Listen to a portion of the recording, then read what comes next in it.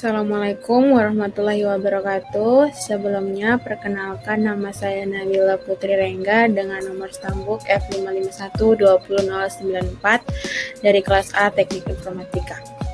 Jadi pada kesempatan kali ini saya akan mereview sistem web monitoring berbasis GIS atau Sistem Informasi Geografis. Langsung saja pada pembahasan yang telah saya susun. Pada bagian pertama terdapat penjelasan sistem informasi geografis, yang dimana apa itu sistem informasi geografis adalah suatu sistem yang bertugas menyajikan, mengumpulkan suatu data atau informasi terkait geografi yang seluruh data yang ada pada suatu wilayah dapat dianalisis, disimpan, dimanipulasi melalui komputer. Data ini berisikan fakta dan permukaan bumi secara lengkap, mulai dari topografi, jenis tanah, hidrologi, budaya, keadaan geologi, hingga ke iklimnya. Kemudian pada bagian yang selanjutnya terdapat juga jenis data dalam sistem informasi geografis atau GIS. Terdapat dua data, yaitu data spasial dan data atribut. Yang pertama, data spasial adalah data yang mempunyai referensi yang disebut georeference atau referensi ruang kebumian, di mana di dalam berbagai unit spasial terdapat berbagai data atribut. Secara umum, data spasial ini dimanfaatkan untuk pengelolaan sumber daya alam atau yang sering disebut SDA berkelanjutan maupun perencanaan pembangunan dengan cakupan wilayah mulai dari kontinental, lokal, regional, hingga nasional. Kemudian terdapat juga data atribut, yang dimana data atribut adalah data yang menyimpan informasi mengenai nilai atau besaran dari data grafis. Untuk struktur data vektor, data atribut tersimpan secara terpisah dalam bentuk tabel, yang dimana biasanya digunakan untuk keperluan sensus penduduk, catatan survei, data statistik lainnya.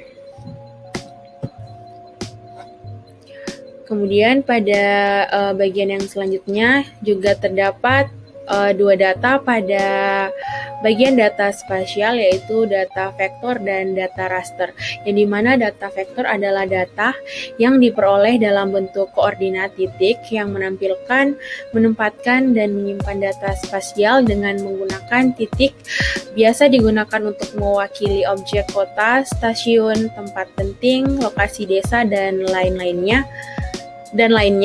Kemudian garis dapat digunakan untuk menggambarkan jalan, sungai, jaringan listrik, dan lain-lain. Kemudian terdapat juga area atau poligon yang dapat digunakan untuk mewakili batas administrasi, penggunaan lahan, kemiringan lereng, dan lain-lain. Terdapat tiga tipe bentuk data vektor, yaitu titik garis dan poligon, yang bisa digunakan untuk menampilkan informasi pada peta. Kemudian juga terdapat data raster pada bagian data spasial, yaitu data raster adalah data yang disimpan dalam bentuk kotak segi empat atau grid, sehingga terbentuk suatu ruang yang teratur. Kemudian foto digital seperti areal fotografi atau foto satelit merupakan bagian dari data raster pada peta. Raster mewakili data grid continue, nilainya menggunakan gambar berwarna seperti fotografi yang ditampilkan dengan level merah, hijau, dan biru atau RGB pada proses analisis citra.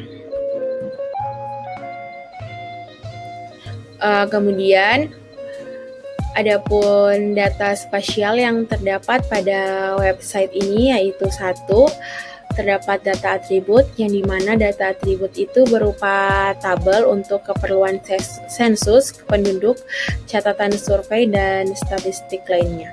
Kemudian dua, data vektor pada bagian marker atau penanda, dan yang ketiga terdapat data spasial bagian vektor yaitu marker juga atau penanda. Terima kasih. Saya akhiri presentasi dari hasil review saya. Sekian dari saya, lebih dan kurangnya mohon maaf. Wabillahi taufik wal hidayah. Wassalamualaikum warahmatullahi wabarakatuh dan selamat malam. Terima kasih.